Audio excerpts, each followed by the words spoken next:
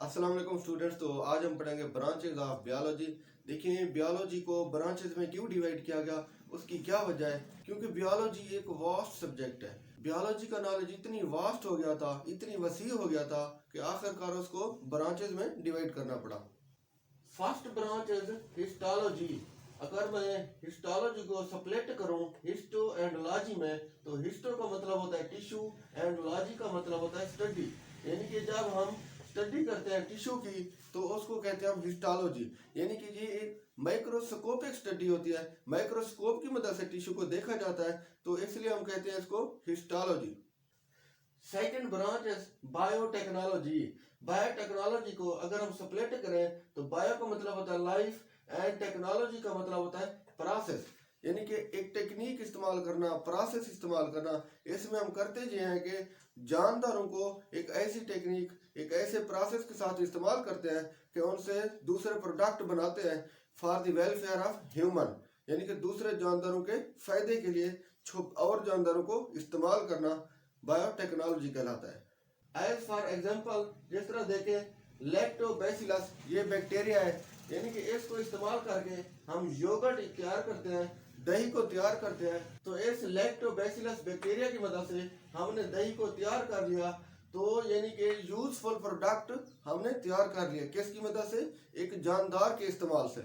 इसी तरह बेकरीज में यीस्ट को इस्तेमाल करते हैं ब्रेड की तैयारी में। जब डबल रोटी बनाते हैं तो उसमें यीस्ट को डाला जाता है। अगर हम ब्रेड को कट करें तो आप देखते हैं उसमें छोटे छोटे सुराख होते हैं, वो फूल जाती है। उसकी वजह क्या होती है, उसमें हम यीस्ट मिक्स करते हैं और इसी तरह उसको यूजेबल बनाते हैं खाने के लिए। Next branch is microbiology. Micro का मतलब होता है जी स्मॉल एंड लॉजी का मतलब होता है जी स्टडी। यानी कि स्मॉल ऑर्गेनिज्म की स्टडी, छोटे जानदारों की स्टडी, उसको कहते हैं माइक्रोबायोलॉजी। और ये जानदार हमको आम आंखों से नजर नहीं आते, तो इसके लिए हम माइक्रोस्कोप का इस्तेमाल करते हैं। तो ये माइक्रोस्कोपिक स्टडी होती है। जिस तरह हम वायरस का मुताया करते हैं, हम किसी बैक्टीरिया को माइक्रोस्कोप की मदद से देखते हैं। Fresh water biology. Fresh water biology, fresh water को हम अगर देखें तो रिवर जो हो गया, लेक हो गया, कैनाल हो गई, नदी नाले, पॉन्ड जो होते हैं, ये हमारे पास जो पानी होता है इसको हम फ्रेश वाटर कहते हैं। यानी कि समंदर के अलावा जो भी पानी होता है उसको हम फ्रेश वाटर कहते हैं। तो इसमें होता यह है कि हम फिजिकल एंड केमिकल पैरामीटर देखते हैं। फिजिकल एंड केमिकल पैरामीटर से क्या मुराद है, यानी कि फिजिकली हम उसको देखते हैं कि आया उसका कलर किस तरह है, पानी का वो किस शेप में है। और इसी तरह केमिकल पैरामीटर से मुराद उसकी कंपोजिशन किस तरह है, यानी कि उसमें साल्ट की कितनी मिकदार है। तो यानी कि पानी को हम इस तरह चेक करते हैं, उसके फिजिकल एंड केमिकल पैरामीटर देखे जाते हैं। अब देखते हैं कि फ्रेश वाटर में बहुत से जानदार पाए जाते हैं। ना सिर्फ उनमें फिशेज होती हैं बल्कि दूसरे भी बहुत से जानदार पाए जाते हैं। तो उस पानी के अंदर जो भी जानदार पाए जाते हैं उनका मुताया फ्रेश वाटर बायोलॉजी कहलाता है। अगर हम 1 लीटर फ्रेश वाटर का ले लें तो उसमें 1 ग्राम साल्ट होता है। Next branch is morphology. Morph का मतलब होता है जी फॉर्म एंड स्ट्रक्चर। यानी कि शक्ल और सूरत का मुताया मॉर्फोलॉजी कहलाता है। शक्ल और सूरत से क्या मुराद, यानी कि उसमें आप कह सकते हैं कि हम किसी चीज का कलर हो गया, उस चीज का साइज हो गया, तो इस चीज का मुताया मॉर्फोलॉजी कहलाता है। Next is marine biology.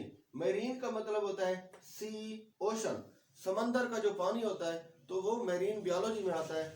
जो मैरीन वाटर होता है उसके हम फिजिकल एंड केमिकल पैरामीटर देखते हैं।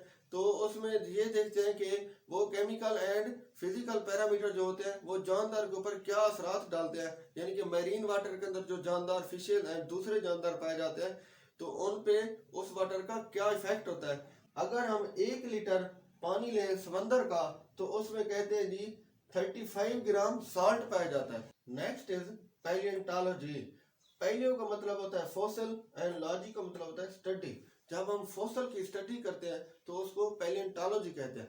फॉसिल क्या होते हैं, फॉसिल हमारे पास डेड रिमेन्स होते हैं। यानी कि जो जानदार मर जाते हैं, आया वो प्लांट हो, आया वो कोई जानवर हो, तो उनकी जो बोन्स होती हैं, जो उनका इस तरह हम कह सकते हैं कि उनका जो फ्लैश होता है, उनका जो गोश्त होता है, तो उसको हम फॉसिल कहते हैं जी। और ये फॉसिल आपको रॉक्स में मिलते हैं, चट्टानों में मिलते हैं, पहाड़ों में मिलते हैं। यानी कि माहौल में बहुत सी तब्दीलियां आती रही। जानदारों की जो डेथ हो गई थी हजारों साल पहले, तो वो अब फॉसिल बन गए। नेक्स्ट ब्रांच है सोशल बियोलॉजी। सोशल बियोलॉजी क्या होती है? इसमें ये होता है कि जो किसी जानदार का हम सोशल बिहेवियर को देखते हैं तो वो सोशल बियोलॉजी कहलाती है। मतलब ये है कि हर जानदार की डिफरेंट एक्टिविटीज होती है, हर जानदार का जो लाइफ स्टाइल है वो डिफरेंट होता है, तो वो सोशल बियोलॉजी में आता है।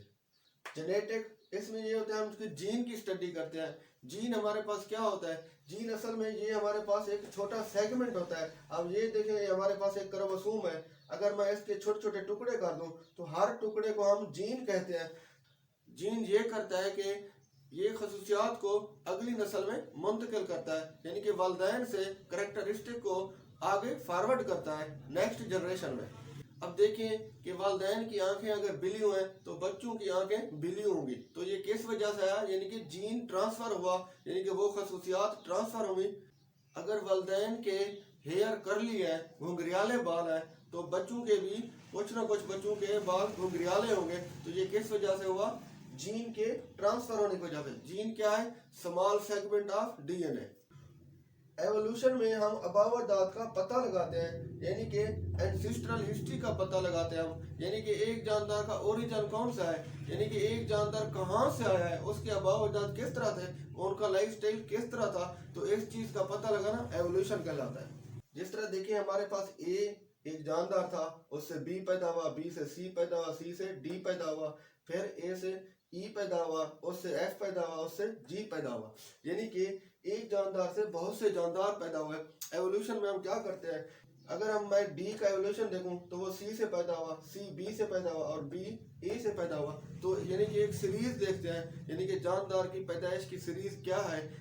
Next is ecology. इको का मतलब होता है एनवायरनमेंट, यानी कि एक जानदार का जो इन्वायरमेंट, माहौल के साथ जो ताल्लुक होता है उसको इकोलॉजी कहते हैं। हम देखते हैं कि हमारा हवा के साथ भी ताल्लुक है, हमारा सूरज के साथ भी ताल्लुक है, हमारा यानी कि मिट्टी के साथ भी ताल्लुक है।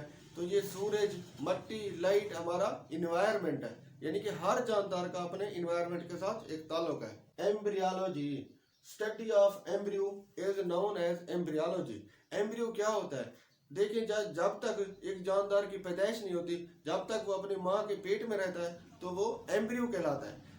जब उसकी हैचिंग हो जाती है, यानी कि वो बाहर निकलाता है, तो वो ऑर्गेनिज्म हमारे पास कहलाता है।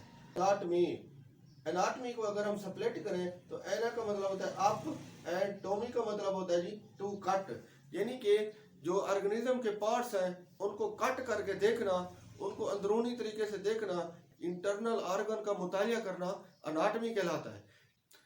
एज फॉर एग्जांपल हम डाइसेक्ट करते हैं तो देखते हैं कि आया हमारा हार्ट किस तरह का है, तो उसके जो अंदरूनी सारे पार्ट्स हैं उनको देखना, यानी कि अंदरूनी तौर पर मुतालिया करना एनाटॉमी कहलाता है। मॉलिक्यूलर बियोलॉजी, इसमें ये होता है कि किसी जानदार को मॉलिक्यूलर लेवल पे चेक करना, तो वो मॉलिक्यूलर बियोलॉजी कहलाता है। यानी कि एक जानदार में डीएनए का मुतालिया, इसी तरह कार्बोहाइड्रेट का मुतालिया, फैट का मुतालिया, यानी कि मॉलिक्यूल की स्टडी किसी जानदार में क्या कहलाती है? मॉलिक्यूलर बियोलॉजी कहलाती है।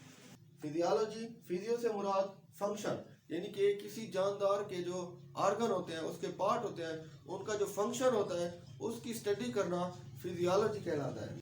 इसी तरह हार्ट हमारी बॉडी में ब्लड को पंप करता है, यानी कि खून को पूरे जिस्म में धकेलता है, पूरे जिस्म में भेजता है, तो ये हार्ट का फंक्शन हो गया। इसी तरह लंग्स हो गए, लंग्स हमारी बॉडी में क्या करते हैं कि गैसों के तबादले के लिए मौजूद है। इसी तरह जिगर की जो फंक्शन है वो भी फिजियोलॉजी कहलाएगी।